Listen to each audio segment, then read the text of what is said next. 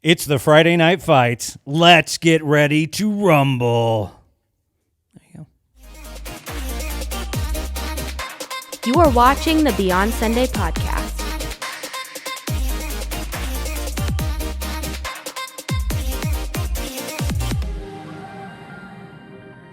All right. Hey, everybody. Thanks for joining us again. Hopefully, any conflict or challenge you face isn't going to be, well, it's hopefully not quite that serious. I would hope not. Can be. I've had a few of those. But challenges do exist. And there is a pretty broad kind of conflict continuum, all the way from avoidance, just sitting there living in fear, or being openly aggressive. You can go anywhere on this, just kind of dodging the issue, not actually being in conflict, to just no kidding, straight up attacking someone else.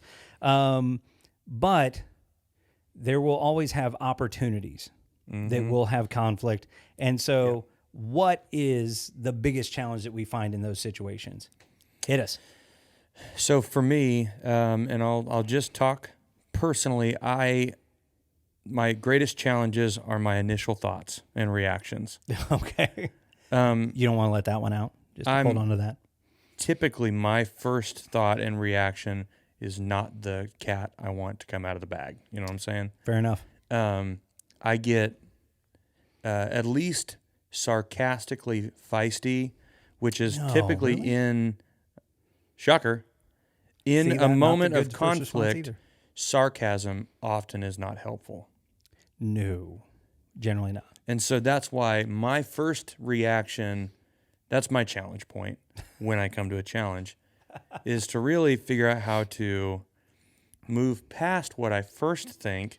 Okay. And then with a more sober mind, get into it, which in real time, Paul talks about it in 2 Corinthians. All right. And he talks about holding every thought captive. Oh, yeah. And making it obedient. I have to do lots of this. And so I try. And I just think that it's so important in moments of conflict and challenge. Most often, the first thing out of our mouth is usually a defense, an attack, a stab, or whatever, because if there is a challenge already, some of the pressure or moment has already kind of risen. And so there feels like a little heat going back and forth, whatever it may be. And so our first gut reaction often is to defend. Right.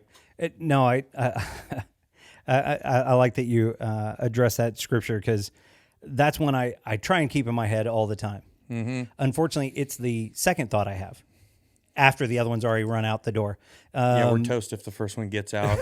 Right. Let every thought that was captive loose. And evaluate after for future. Right. Yeah. That's unfortunately not what he said. But yeah, it's that moment. There's it feels like sometimes in conflict, there's a stab that you go, that's not the way I wanted that to come out. That's not how I expected things to come out. And in the moment that comes in, for me, it felt, and this is my fault, it felt personal. Mm-hmm. You may not have meant that at all, but it just suddenly, I took it in a personal way that you disagreeing with me or challenging back and going, well, hold on, I don't think that's a good idea. Felt like, instead of, hey, I don't think that's a good idea, it felt more like, your idea is dumb, and therefore you're dumb, right? And so when that's how my brain works. It internalizes like that, and that's where the hurt thought comes in. That's where that first response comes in.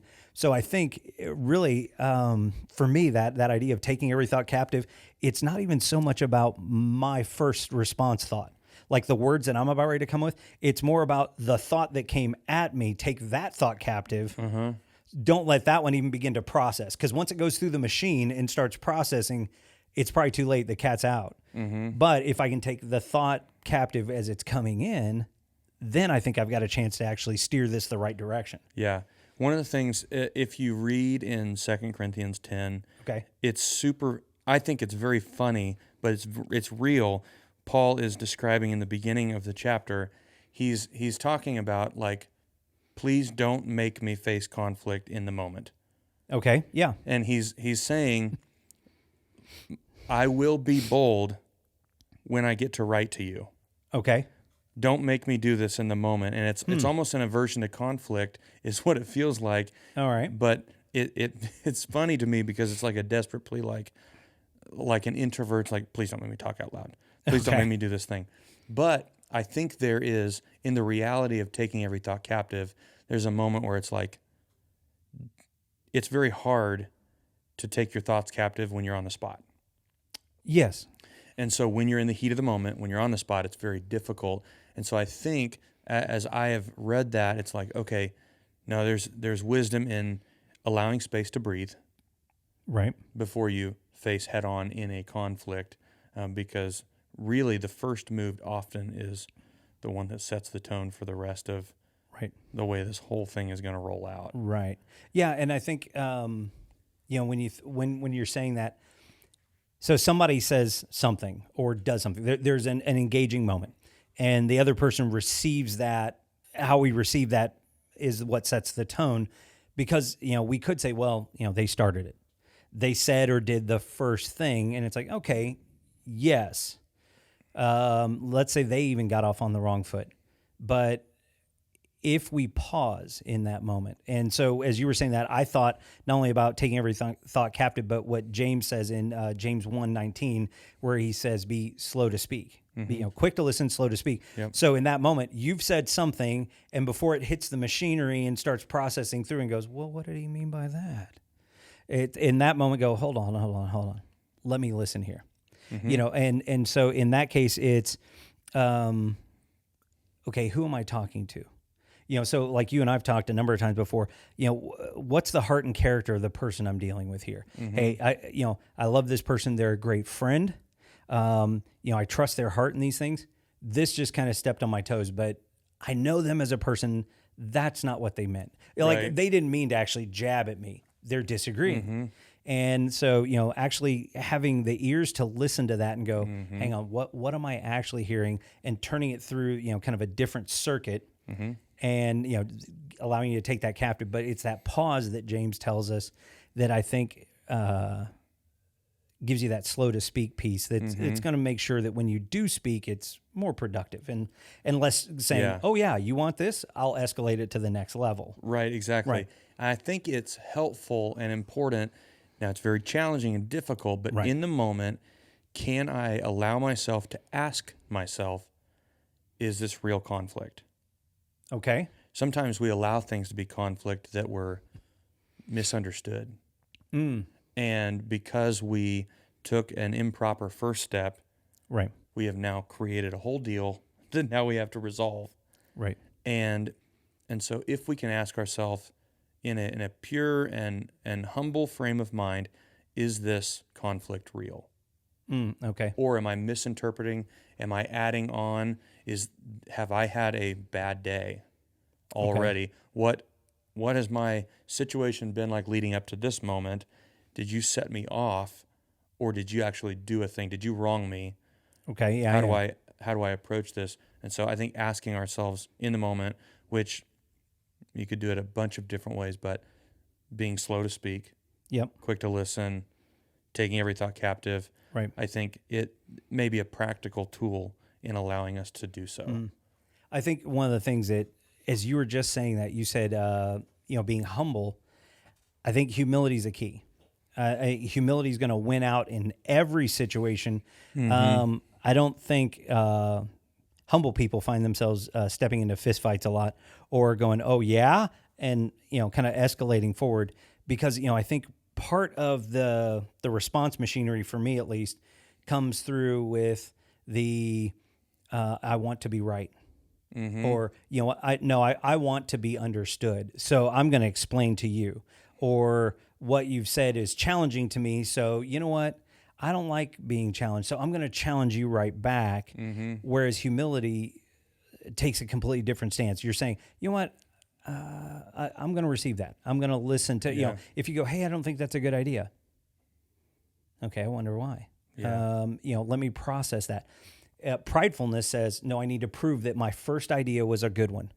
Rather, where humility says, well, Humility, I want to seek the best idea, whether it was mine or not. Let's Yeah. talk, or whatever the situation is. Yeah. But I think humility is going to win out as part of our internal wiring every time. When I think about the word humility, as you said that, I thought about the phrase "turn the other cheek," and I think the reality is, humility is not turn the other cheek so I can hit that one too.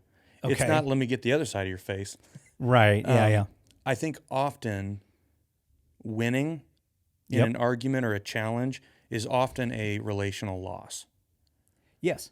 Yeah. So one of the things that, we'll say around here as a team, I remember Pastor Dennis had said a long time ago is you can either be right or you can be in relationship.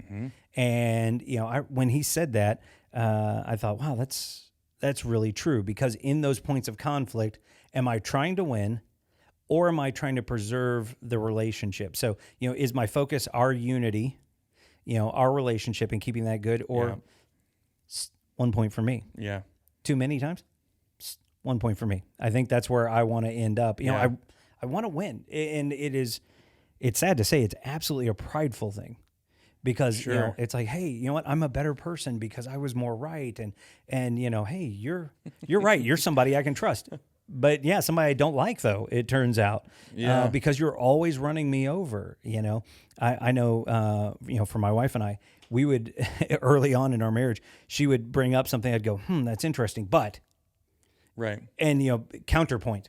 And all of a sudden I'm in the middle of a debate with her because it's going, yeah. Let's discuss these ideas and figure out which idea is better and right. And she's just withering back away from this because she just wanted to share something. It was on her heart and mind. Right. And like a troll, I'm sitting there coming at her going, no, wrong. And, pushing back. And, you start, it takes a while sometimes, but you get used to the look and you go, oh, wait, hold on, I'm pushing. Dang it. Yeah. It's like, oh did man, it again. I'm just squashing relationship rather than being in a place where you can just very humbly go, yeah, I've got thoughts. I've got ideas. But yeah, I don't have to be right in this moment. And we're not talking about things of, no kidding, absolute truth and moral value. It's just, hey, we've got different opinions and ideas and things. And settling back and going, you know what, I'm going to preserve our unity and our relationship more than I'm going to try and win today. And even on some of those things, our responsibility is to settle that inside ourselves. I don't settle your right. Right. I don't need to settle your insides. It's, it's so hard, but I think at moments if you could challenge yourself to sit back and think, how long has it been since I've been wrong? And you go, It was a horrible thought. it's been a while. That's a horrible thought. How But long has the it been reality since is- I've been wrong? Wow. But when we always have a desire to settle people's issues, and I need to settle your truth or the truth in you, it immediately is like, one, I'm probably just creating conflict Maybe just a smidge. or a lot. Okay, so what you're telling me then is when somebody in a very excited way goes to social media and posts a lot of their biggest thoughts, that's not winning other people over instantly? You mean you're not changing people's minds? It often has not worked for me. Really? That's weird. I know. It's so weird because people keep pursuing that tactic. I would have thought this is Yeah. the closer move. People change their minds. You settle their realities just by yelling yours out more. Yep. Sorry if I hurt your feelings out there. No, we're, and that's the thing. I think whenever we pursue that in the conflict, to go, hey, forget about humility, forget about trying to hear, trying to understand and come to terms with somebody else, preserving unity, anything like that. When we go, I'm right, and I need to make sure you're right by acknowledging that I'm right. I don't think that tactic works too well. Yeah. I don't think it changes anything. It never has for me. It creates more conflict or different conflict. Yes. Sometimes you feel like, see, I settled it. Maybe, but now I don't like you. Well, you've know? settled that. We don't have to talk anymore at all now. Yeah, it always creates more challenges.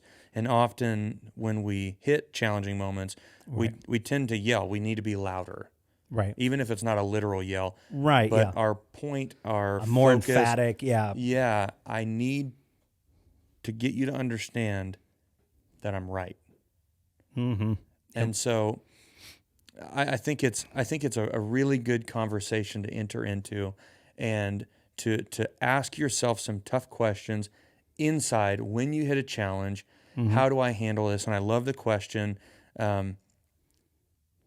do I want to be right, or do I want to be in relationship? Right. Because Fair again, one. I really believe that often winning is a relational loss.